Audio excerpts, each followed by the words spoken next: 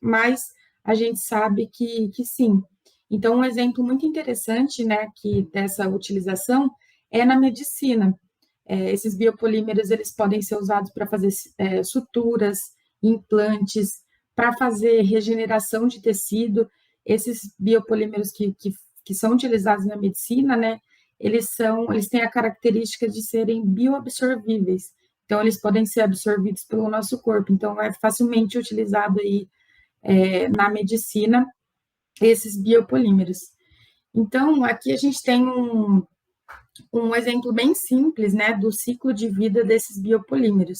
Aqui no caso, é um exemplo de um biopolímero biodegradável, que eu vou explicar mais para frente, só que nem todo biopolímero ele é biodegradável, tem alguns que não são. Então, a gente tem a adubação, aí a gente, dessa matéria-prima, né, daí vai para a formação da cana, do milho, qual seja aí a matéria-prima, para fazer esses biopolímeros, né, que depois eles vão se transformar nos produtos finais e, por fim, eles viram produtos de compostagem. E aí, como eu tinha dado o spoiler, né, apesar desses polímeros eles possuírem o termo bio na frente, às vezes isso acaba induzindo a gente a achar que todos os polímeros eles são biodegradáveis. Só que não.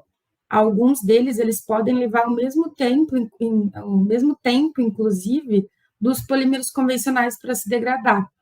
Só que o foco maior, né, desses biopolímeros é gerar um impacto ambiental menor do que os polímeros de fonte não renovável. Então, um exemplo bem interessante assim de biopolímero não biodegradável são os plásticos verdes. Eles, no caso desses biopolímeros, eles podem ser totalmente ou parcialmente provenientes de fontes renováveis, né?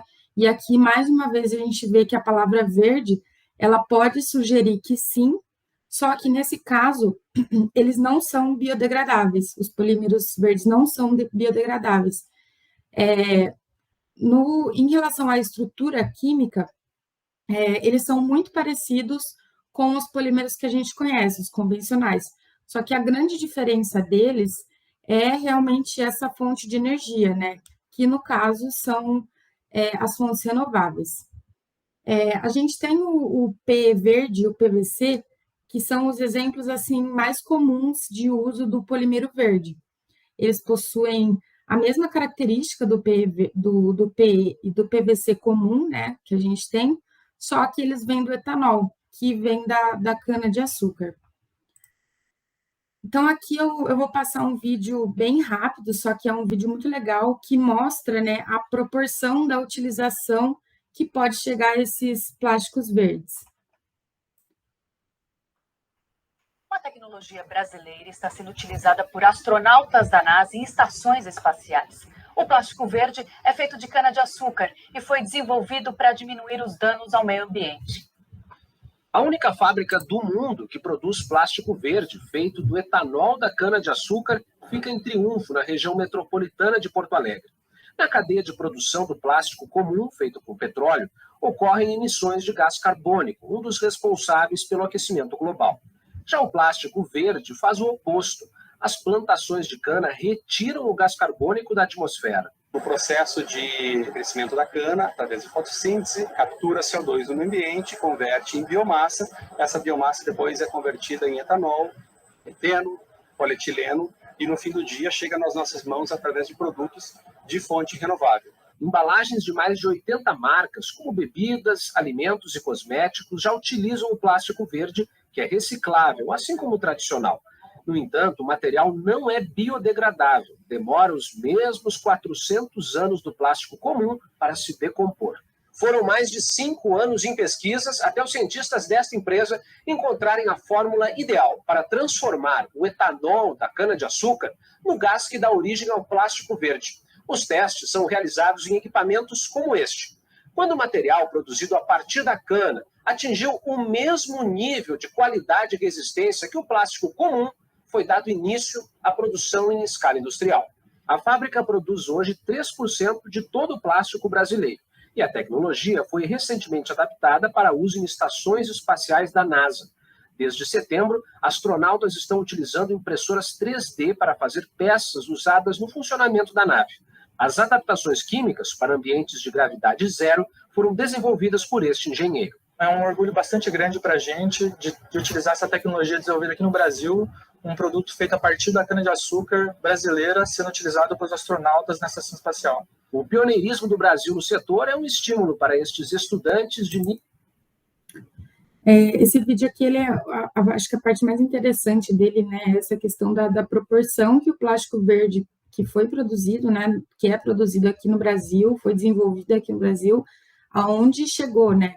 Então, tá sendo utilizado lá na NASA, né, na estação espacial, para resolver, por conta deles também terem esse viés dessa pegada um pouco mais limpa, né, de plástico verde, enfim. É legal para a gente entender aí toda essa proporção que o nosso plástico verde chegou. nível técnico. Aí aqui, vou passar algumas vantagens, né, do plástico verde e dos biopolímeros. Então, aqui na parte ambiental, né, o plástico verde, ele é considerado um plástico 100% renovável. Então, além dele retirar gás carbônico da atmosfera, ele pode ser ele tira o gás carbônico da atmosfera por ele ser um produto de origem vegetal. Já os biopolímeros, eles têm essa vantagem aí que eu comentei da medicina, de serem biocompatíveis com o corpo humano. Então, eles podem ser utilizados aí como opção para diminuir o impacto ambiental que que a medicina tem, né? Apesar de a gente não ver muito, a gente sabe que ele tem um impacto ambiental muito grande se não são utilizados esses biopolímeros. E outra vantagem dos plásticos verdes é que eles são considerados aí uma prática sustentável, né, de uma matéria-prima renovável, e além disso ele reutiliza a água, né, no processo de fabricação. Então, também é interessante aí na questão de oportunidade de custo. E aí algumas desvantagens, né? Então, os biopolímeros, os que são biodegradáveis, alguns deles, a degradação desses biopolímeros, ela pode promover o gás metano, que o gás metano ele é ruim para o efeito estufa, né? Então, outro ponto também de desvantagem é que não são todos que são biodegradáveis. Então, essa degradação, né, desses biopolímeros que não são biodegradáveis, no caso do plástico verde, é que ele pode demorar tanto quanto o plástico comum, os mesmos 400 anos, como a gente viu no vídeo, né? E aí, outra desvantagem do plástico verde é a questão dele possuir um custo um pouco mais elevado, né? Cerca de 40% em relação ao plástico comum, e esse custo ele está muito relacionado às pesquisas, né, que são feitas nesse meio.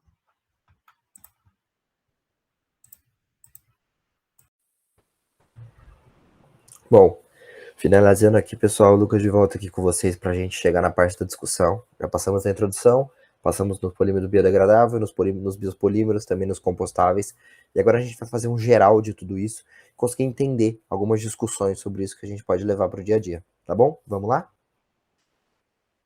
Primeiramente, para trazer essa discussão para vocês, eu vou mostrar alguns cases utilizados, que foram utilizados esses tipos diferentes de polímero que a gente estudou.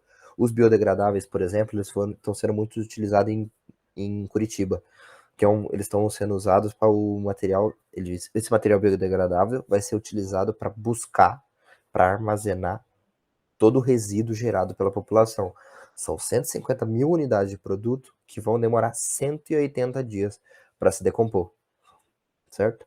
Na questão do biopolímero, tem a ERT planeja capturar 75 milhões para fabricar um plástico que vira adubo. Um plástico com toda a funcionalidade de qualquer outro. Então, consegue utilizar, principalmente utilizado para itens utilizados apenas uma vez, como um canudo, um copo, um prato, tá?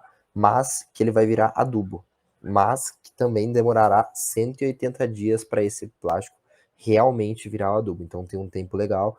vai vir praticamente feito da cana-de-açúcar. Legal? E, entrando no compostável, a gente conhece hoje em dia o modo de fazer café através das cápsulas, que é muito utilizado nas maquininhas, nos lares hoje em dia, até mesmo em alguns restaurantes oferecem depois de uma refeição, né? Mas isso acaba gerando, no ano de 2019, já havia gerado mais de 12 mil toneladas de resíduos das cápsulas. Então, uma startup da Suíça tá vindo aí com uma ideia de uma esfera de café em volta da cápsula que vai ser compostável durante esse tempo e que vai demorar muito menos tempo para se decompor, tá? Vendo todos esses pontos e tudo que a gente estudou, todo mundo com os prós e contras dos polímeros na cabeça, se esqueceu de algum, é bom voltar o vídeo para relembrar, hein? A gente vai trazer aqui então a discussão. Então, o que realmente é sustentável? O que é ser sustentável? Existe algum polímero sustentável para vocês? A nomenclatura utilizada representa bem o polímero? O nome que ele recebe representa bem o que ele nos diz? Algum é melhor que o outro? Qual deles é melhor? Por quê? A situação implica em qual dos dois é melhor?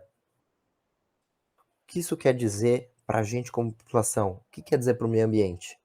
E num pensamento econômico? Num pensamento industrial? Quais são os impactos que pode gerar? Então essa é a discussão que a gente vai deixar aí para vocês, tá bom? Estaremos nos comentários com vocês mostrando um pouquinho da nossa opinião também nas respostas, tá? Mas deixaremos mais para vocês essa discussão, tá bom? Fiquem com vocês, pensem bem e sejam sustentáveis. Um abraço, pessoal. Até a próxima.